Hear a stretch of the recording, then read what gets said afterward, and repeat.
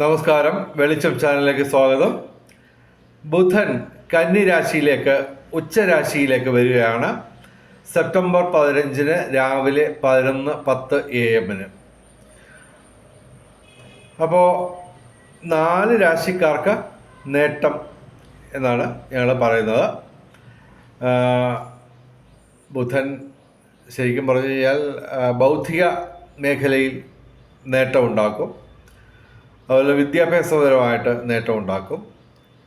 അതുകൂടാതെ കമ്മ്യൂണിക്കേഷനുമായിട്ട് ബന്ധപ്പെട്ട, സംസാര കലയുമായിട്ട് ബന്ധപ്പെട്ട തൊഴിലിൽ ഏർപ്പെട്ടിരിക്കുന്നവർക്കും നേട്ടമുണ്ടാക്കും. അതുപോലെ തന്നെ കലാസാഹിത്യ രംഗങ്ങളിലൊക്കെ ഉയർച്ച പ്രതീക്ഷിക്കാം.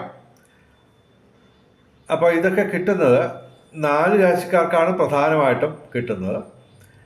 ശരിക്കും ബുധൻ ഒരു രാശിയിൽ നിൽക്കുമ്പോൾ 2, 4, 6, 8, 10, 11 ഈ 5 ഭാവങ്ങളിൽ നിൽക്കുമ്പോഴാണ് ബുധന് നേട്ടം, അനുഗ്രഹങ്ങൾ പരമാവധി കൊടുക്കുന്നത്. പിന്നെ ഈ നേട്ടങ്ങളുടെ കൂട്ടത്തിൽ വിദ്യാഭ്യാസവുമായിട്ട് ബന്ധപ്പെട്ട ഈ തൊഴിൽ, അതായത് അധ്യാപകർക്ക് മാത്രമല്ല, ഈ മാധ്യമ പ്രവർത്തകർക്ക്, അത് മാത്രമല്ല ഈ സംസാര കലയുമായിട്ട് ബന്ധപ്പെട്ടും, പിന്നെ കമ്മ്യൂണിക്കേഷൻ, ഇതുപോലുള്ള കാര്യങ്ങൾ, അത് മാത്രമല്ല ഈ പുസ്തക വ്യാപാരം, കമ്പ്യൂട്ടർ വ്യാപാരം, അങ്ങനെയൊക്കെയുള്ള വിദ്യാഭ്യാസവുമായിട്ട് ബന്ധപ്പെട്ട കച്ചവടത്തിലൊക്കെ ഏർപ്പെട്ടിരിക്കുന്നവർക്കൊക്കെ നേട്ടമാണ്. അപ്പോൾ ഞങ്ങൾ ഏകദേശം 6 രാശിക്കാരാണ്, 1, 2, 3, 4, 5, 6 രാശിക്കാർക്കാണ് നേട്ടം ഉണ്ടാവേണ്ടത്. എങ്കിലും ഞങ്ങൾ ഇതിൽ പരാമർശിക്കുന്നത് 4 രാശിക്കാരെ മാത്രമേ പരാമർശിക്കുന്നുള്ളൂ. കാരണം അവർക്കാണ് കൂടുതൽ നേട്ടം. കാരണം ബുധൻ മാത്രം അനുകൂലമായിട്ട് കാര്യമില്ല, മറ്റ് പല ഗ്രഹങ്ങളുടെയും ഒരു അനുകൂലാവസ്ഥയുണ്ടെങ്കിൽ ബുധൻ്റെയും അനുഗ്രഹങ്ങൾ പൂർണ്ണമായിട്ടും പരമാവധി ലഭിക്കുകയുള്ളൂ. അപ്പോൾ ഞങ്ങൾ പറയുന്ന രാശിക്കാരെന്ന് പറയുന്നത് 4 രാശിക്കാരാണ്. അപ്പോൾ അത് 1 ചിങ്ങം രാശിയാണ്, മകം, പൂര, ഉത്രം, ആദ്യപാദം. അതുപോലെ തന്നെ മിഥുനം രാശി എന്ന് പറയുമ്പോൾ മകയിരം അവസാന 2 പാദം, തിരുവാതിര, പുണർദം ആദ്യ 3 പാദം. പിന്നെ മേടം രാശി എന്ന് പറയുമ്പോൾ അശ്വതി, ഭരണി, കാർത്തിക ആദ്യ പാദം. പിന്നെ വൃശ്ചികം രാശി എന്ന് പറയുമ്പോൾ വിശാഖം അവസാന പാദം, അനിഴം, തൃക്കേട്ട. ഈ 4 രാശിക്കാർക്കാണ് പരമാവധി നേട്ടങ്ങൾ ഉണ്ടാവുക ബുധൻ്റെ ഈ രാശിമാറ്റമായിട്ട് ബന്ധപ്പെട്ട്. പിന്നെയും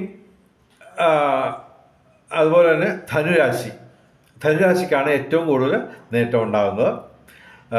ധനുരാശി എന്ന് പറയുമ്പോൾ മൂലം, പൂരാട, ഉത്രാടം ആദ്യപാദം. ധനുരാശിക്കാണ് പരമാവധി നേട്ടം വരാൻ പോകുന്നത്. കാരണം എന്ന് പറഞ്ഞു കഴിഞ്ഞാൽ ഇവർക്ക് മറ്റ് ഗ്രഹങ്ങൾ ഏകദേശം 6 ഗ്രഹങ്ങൾ കൂടി ഇവർക്ക് അനുകൂലമായിട്ടുണ്ട്, ബുധൻ അനുകൂലമായിട്ട് വരുന്നതിന് പുറമെ. അപ്പോൾ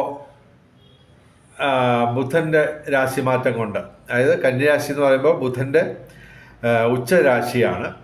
അപ്പോൾ ഈ ഉച്ചരാശിയിൽ നിൽക്കുന്ന ബുധൻ പരമാവധി ആനുകൂല്യങ്ങൾ കൊടുക്കുമെന്ന് മാത്രമല്ല, പ്രതികൂലമായിട്ട് ബുധൻ നിൽക്കുന്നു എന്ന് പറയാൻ ഒക്കില്ല. കാരണം എന്ന് പറഞ്ഞു കഴിഞ്ഞാൽ ബുധൻ ഒരു ശുഭഗ്രഹമാണ്. കൂടാതെ ഇവിടെ കന്യരാശിയിൽ ഉച്ചരാശിയിലായതുകൊണ്ട് ആർക്കും കാര്യമായ ദോഷമൊന്നും സംഭവിക്കില്ല. അപ്പോൾ ബാക്കിയുള്ള 8 രാശിക്കാരും പേടിക്കേണ്ട കാര്യമൊന്നുമില്ല. അപ്പോൾ ചിങ്ങം രാശി, മിഥുനം രാശി, മേടം രാശി, ധനുരാശി, പിന്നെ വൃശ്ചികം രാശി, ഈ 5 രാശികൾക്കാണ് നേട്ടം ഉള്ളത്. അതിൽ തന്നെ 4 രാശിക്കാണ് ഏറ്റവും കൂടുതൽ നേട്ടമുള്ളത്. ഈ പറഞ്ഞ 5 എണ്ണത്തിൽ വൃശ്ചികം രാശിക്ക് നേട്ടം കുറവാണ്. കാരണം അവർക്ക് സൂര്യനും ബുധനും മാത്രമാണ് ഈ കാലയളവിൽ, അതായത് കാലയളവ് എന്ന് പറയുമ്പോൾ സെപ്റ്റംബർ 15 തൊട്ട് ഒക്ടോബർ 2 വരെ ആണ് ഈ ബുധൻ കന്യരാശിയിൽ ഉച്ചരാശിയിൽ നിൽക്കുന്നത്. അതിൽ നമുക്ക് നേട്ടം ഒന്നുകൂടെ പറയാം. ചിങ്ങം രാശി, മിഥുനം രാശി, മേടം രാശി, ധനുരാശി, കൂടാതെ വൃശ്ചികം രാശിക്കും നേട്ടമാണ്. പക്ഷേ അവർക്ക് കാര്യമായ മറ്റ് ഗ്രഹങ്ങളുടെ ഒരു സപ്പോർട്ട് ഇല്ലാത്തതുകൊണ്ട് കാര്യമായ നേട്ടങ്ങൾ ഉണ്ടാവില്ല. എങ്കിലും പൊതുവെ ബാക്കിയുള്ള രാശിക്കാർക്കൊന്നും തന്നെ പ്രതികൂലമായ അവസ്ഥ ഇല്ല എന്ന് തന്നെ പറയാം. കാരണം ബുധൻ ഉച്ചരാശിയിലാണ്. വെളിച്ചം ചാനലിൻ്റെ മുഴുവൻ പ്രേക്ഷകർക്കും സർവകാര്യ വിജയം, സർവവിധ സൗഭാഗ്യം, രാജകീയ സുഭോഗങ്ങൾ, അപ്രതീക്ഷിത ധനലാഭങ്ങൾ, അപ്രതീക്ഷിത സൗഭാഗ്യങ്ങൾ ഇവ ഗുരുവായൂരപ്പൻ അനുഗ്രഹിച്ച് തന്ന് എല്ലാവരുടെയും ജീവിതത്തിൽ വെളിച്ചവും ഐശ്വര്യവും സമ്പൽ സമൃദ്ധിയും വന്നു ചേരട്ടെ എന്ന് പ്രാർത്ഥിച്ചുകൊണ്ട് വീഡിയോ അവസാനിപ്പിക്കുന്നു. നമസ്കാരം, ശുഭദിനം.